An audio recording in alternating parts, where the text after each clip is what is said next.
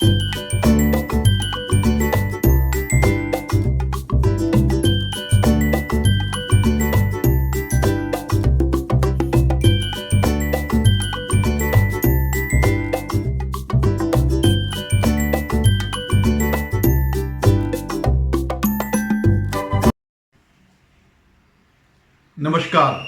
Shome Raturi analysis में आपका स्वागत है।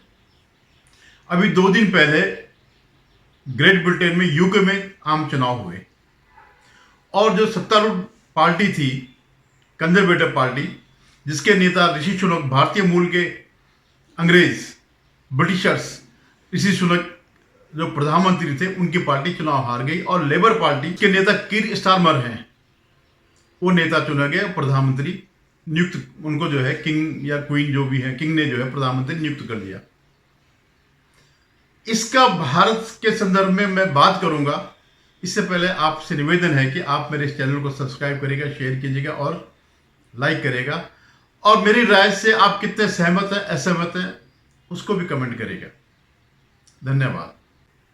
हालांकि आप ये सोच सकते हैं कि मैं क्यों इस बारे में बात कर रहा हूं। ब्रिटेन की राजनीति से सीधा हमारा क्या संबंध है? वो जमाने खत्म हो गए जब 200 साल तक ब्रिटिशर्स ने हम पर राज किया, और आज की स्थिति बिल्कुल जुदा है। वो समय भी निपट चुका है जब काफी समय तक कांग्रेस के लंबे राज तक बाह्य शक्तियों का भारत पर बहुत प्रभाव रहा, चाहे वो ब्रिटिशर्स हों, अमेरिकन हों या इवन रूस भी। प्रभाव इस सेंस में रहा, दोस्ती वाली बात नहीं कि, लेकिन वो प्रभावित कर देते हमारी नीतियों को। तो आज की स्थिति ऐसी तो नहीं है। आज भारत का भी सम्मानजनक स्थान है पूरी दुनिया में।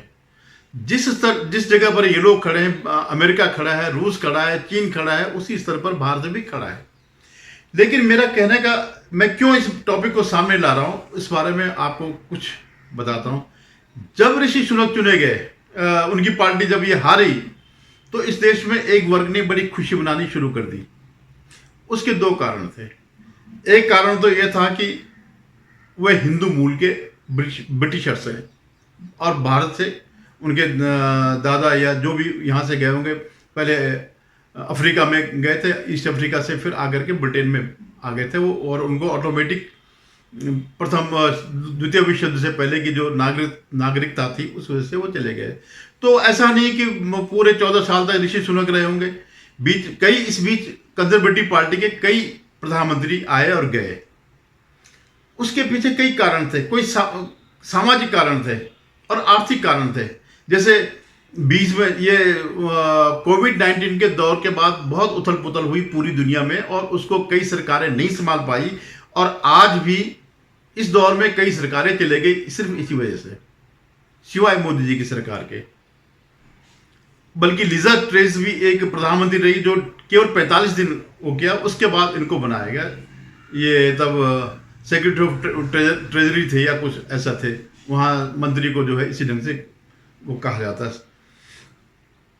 तो एक तो उस वर्ग ने खुशी मनाई कि ये हिंदू हैं, और एक वो वर्ग खुशी मना रहा है जो लेबर पार्टी को एंटी हिंदू मानता है, और जो इसके नेता है कीर स्टारमर, जो कीर स्टारमर हैं उसको एंटी हिंदू मान रहा है, एंटी हिंदुस्तान मान रहा है, क्योंकि उनके पुराने भाषण जो है, कश्मीर पर भी उनके भाषण आए थे।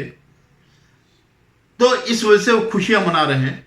और मैं इसको रिलेट करता हूं 2020 के अमेरिका के चुनाव के। तब भी ऐसा ही हुआ था जब डोनाल्ड ट्रंप हारे थे और बाइडेन ये आए थे सत्ता में, तो यहां पर भी दिवालियां मनाई गई। जो एंटी भारत ग्रुप है या जो भारत को बर्बाद देखना चाहता है, वो यहां पे दिवालियां मना रहा था, बम हो रहे थे कि अब जाकर के बाइडेन आ गया है, अब बाइडेन जो है शिकंजा कसेगा। लेकिन आप सबने देखा कि बाइडेन हो या कोई भी हो, जब भी वो आता है तो मोदी जी से अपने संबंध बनाने शुरू कर देता। आज बाइडेन भी उनके बड़े नजदीक है।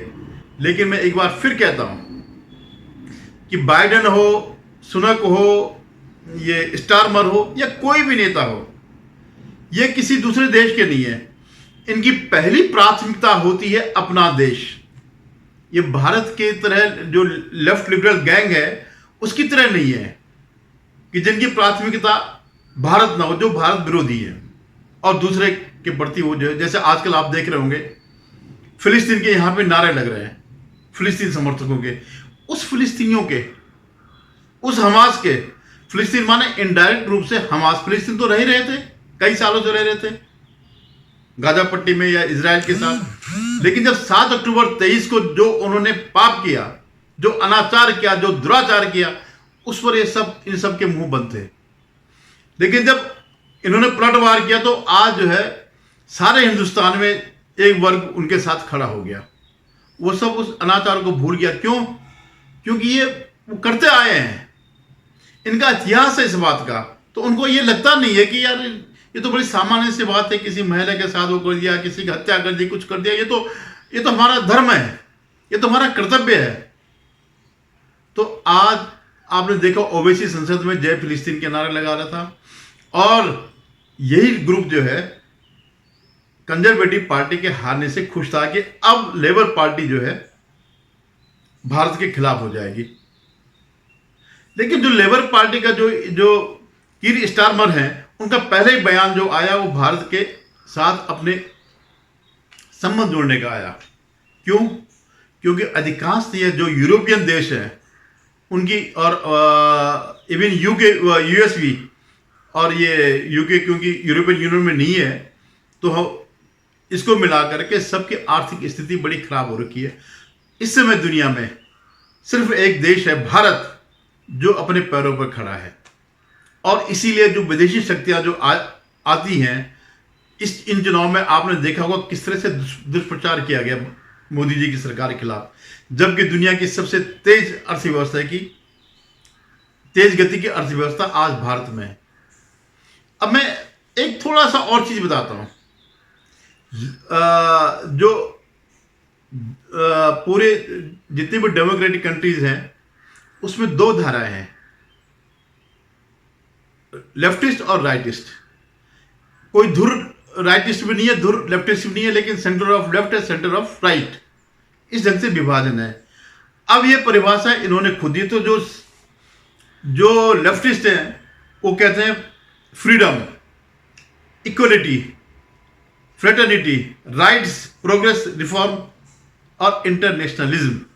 ये इनका मानना है कि जो लेफ्ट विंग के लोग हैं, सेंटर टू लेफ्ट वाले, वो इनको मानते हैं फ्रीडम। अब आप देखिए कितनी फ्रीडम है। इस समय 2 देश है जो लेफ्ट वाले हैं दुनिया में, रूस, चीन और उत्तरी कोरिया। कहीं आपको दिखाई देती है फ्रीडम वहां पर? या आप केरल में ही देखिएगा, क्या बना रखा केरल को। कोई कुछ बोल के देखे, कोई अपने पक्ष में बोल के देखे, कोई गैर जो वो है, जो इनके कैडर से बाहर का है, वो बोले तो क्या कर देते हैं। कितने आरएसएस बीजेपी कार्यकर्ता मारे गए। तो ये जो फ्रीडम जैसा ये सब धोखा है। इक्वलिटी, कौन सी इक्वलिटी है? आज जो है जो कांग्रेस है, लेफ्ट, सेंटर के लेफ्ट मान जाती है। यहां क्या इक्वलिटी है? अभी जो वो थे मल्लिकार्जुन खड़गे जो है संसद में बोल रहे हैं कि मुझे जो कुछ बनाया है सोनिया गांधी ने बनाया है। अब सोनिया गांधी क्या है? अध्यक्ष आप खुद हो, हैं? या leader of opposition Rahul Gandhi को बनाया गया। क्यों बनाया गया? क्या इक्वलिटी है? ये राहुल गांधी बहुत वो है, उनके अलावा कोई नेता नहीं है। तो ये सिर्फ कहने की बातें हैं, क्योंकि जो ये लेफ्ट वाला इकोसिस्टम है पूरा वर्ल्ड का, ये नैरेटिव क्रिएट करता है। सच्चाई कुछ हो ना हो, ये सब जो है राइट्स की राइट्स। अब आप बताइए किस देश में, किसी डेमोक्रेसी में राइट्स नहीं है क्या? क्या केवल लेफ्टिस्ट के पास है? उनकी सत्ता आने पे होता है? नहीं। सबसे अगर राइट्स का अगर हनन होता है तो इनके सत्ता में आने पे होता है।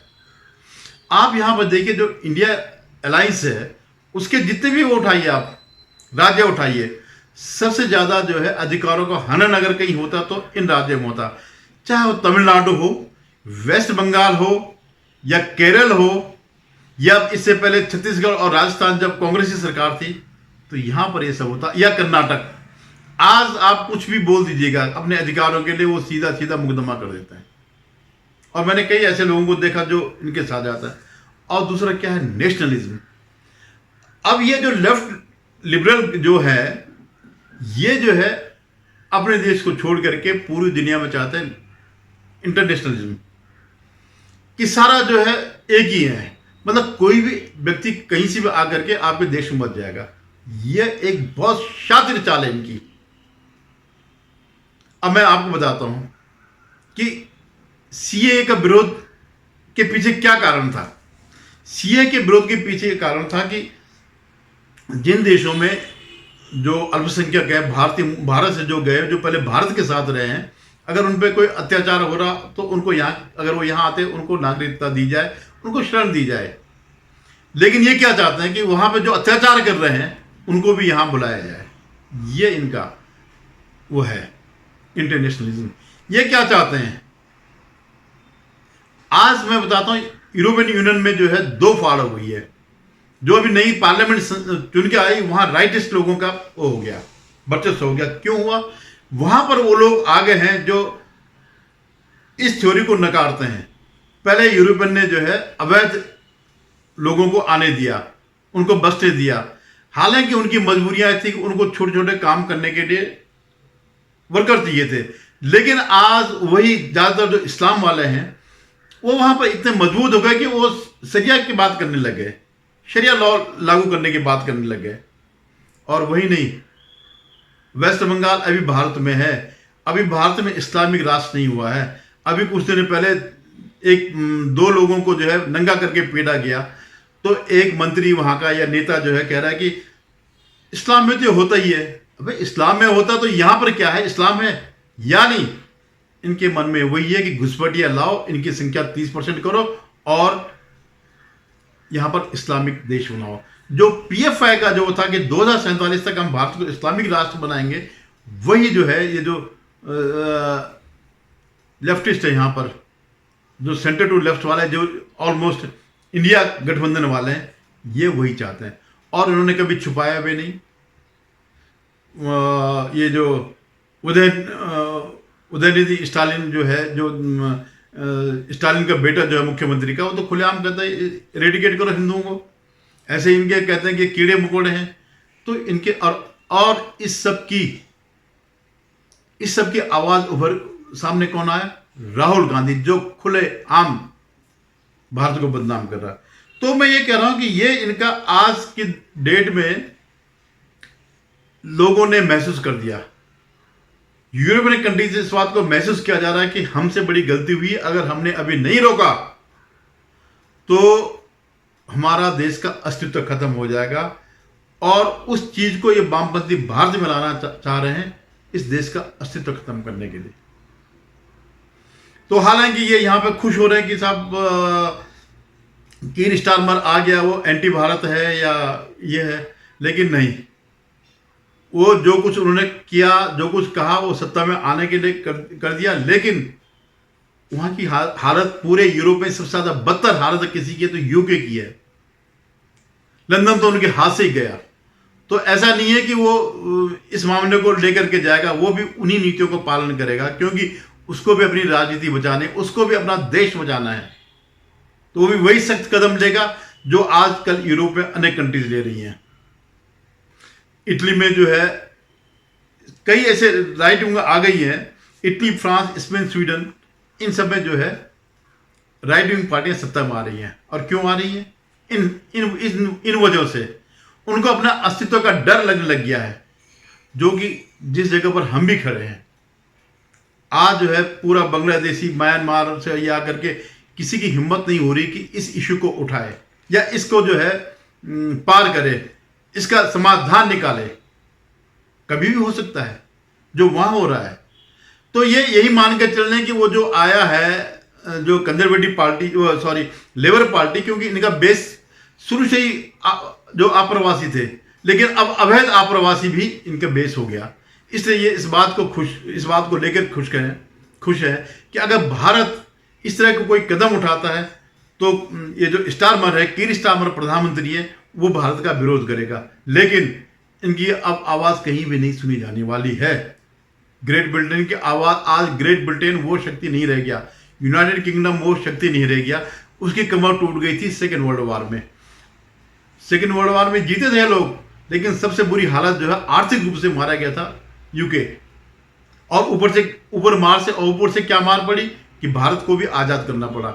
जो उसका आर्थिक संबल था या अन्य कॉलोनी जो है दुनिया में थी, तो उनको जो है वो करना पड़ा, छोड़ना पड़ा। तो उनका आर्थिक रूप से जो है तब से उनकी मार पड़ी हुई, उनके पास संभलने का मौका नहीं है।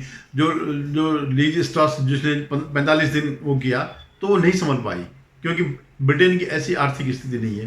तो वो ब्रिटेन भारत से संबंध बनाएगा, जिस तरह ऋषि सुनक ने बनाए, डोनाल्ड ट्रंप ने बनाए, बाइडेन ने भी बनाए, जितने भी वो हैं। चीन भी चाह रहा है और पाकिस्तान तो घुटने टेक रहा है कि किसी भी तरह मोदी जी थोड़ा पश्चिम की तरफ देख लें, उनके बॉर्डर की तरफ देख लें, लेकिन वो देखते भी नहीं है। तो ये इनका खुश होना उसी तरह खुश होना है जिस तरह ये बाइडेन के जीतने पर खुश हुए थे। इनको लगा था बाइडेन अब जो है तोप लेकर के F-16 लेकर के भारत पर आक्रमण करेगा, मोदी जी को उखाड़ करके फेंक दिया, बीजेपी को उखाड़ करके फेंक देगा। धन्यवाद। फिर मैं किसी अन्य वीडियो को लेकर आऊंगा।